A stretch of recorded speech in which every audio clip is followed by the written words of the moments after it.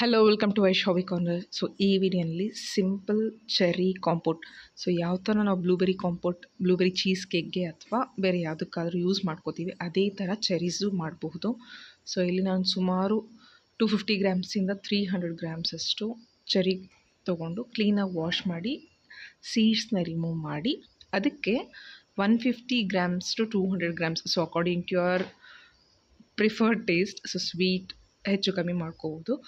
Medium ಫ್ಲೇಮಲ್ಲಿ ಅದಿಷ್ಟನ್ನು ಸಾಫ್ಟಾಗಿ cook ಮಾಡ್ತಾ ಬಂದರೆ ನಿಯರ್ಲಿ 15 to 20 ಮಿನಿಟ್ಸ್ ಒಳಗಡೆ ಥಿಕ್ಕಾಗಿ ಅದು ಕನ್ವರ್ಟ್ ಆಗುತ್ತೆ. ಸೊ ಶುಗರೆಲ್ಲ ಮೆಲ್ಟಾಗಿ ಅದಕ್ಕೆ ಚಿಕ್ಕದಾಗಿ ಒಂದು ಪಿಂಚ್ ಸಾಲ್ಟ್ ಹಾಗೆ ಒಂದು few drops of 10 to 15 drops of lemon juice ಹಾಕಿದರೆ ಕಾಂಪೋಟ್ ರೆಡಿ.